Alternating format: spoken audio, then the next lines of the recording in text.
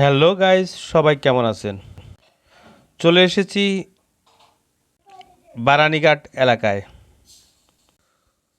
সূর্যটি ডুবো ডুবো এই মুহূর্তে আমরা অবস্থান করছি চট্টগ্রামের পাহাড়তলি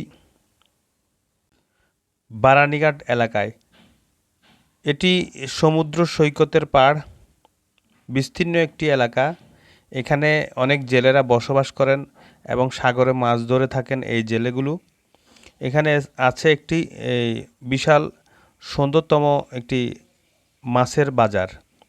এই বাজারটিতে আপনি ইলিশ মাছ এবং চিংড়ি মাছ, সেও মাছ, পোয়া মাছ, আরও সাগরের অনেক ধরনের মাছ, যেমন ফাঙ্গাস, বড় বড় সাগরের এই মাছগুলো পাওয়া যায় এই এলাকায়।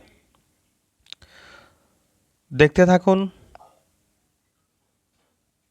এখানে একটি বিনোদন কেন্দ্র বর্তমানে হয়ে উঠেছে। সরকারি ছুটির দিনগুলোতে মানুষের আনাগোনা অনেকটা বেড়ে যায়। পুরো এলাকাটিতে 3টি বিনোদনের স্পট রয়েছে। আছে রেস্টুরেন্ট, আছে পাশাপাশি খেলার মাঠ, আছে প্রশস্ত সড়ক, 4 লেন সড়ক, কারণ এটি 4 কানেক্টিং সড়ক রয়েছে।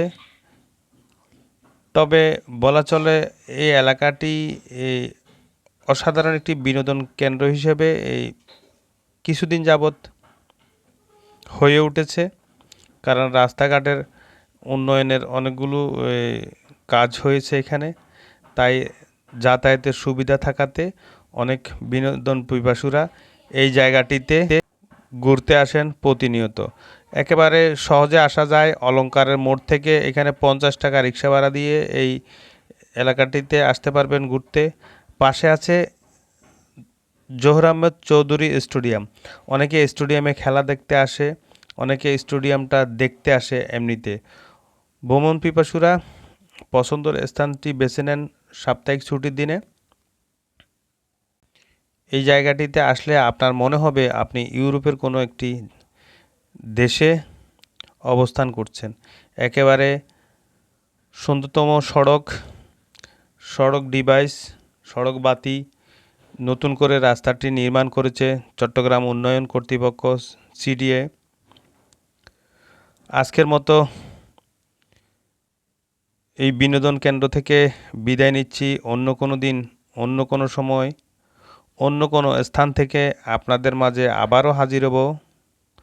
ধন্যবাদ। ভালো থাকবেন, সুস্থ থাকবেন।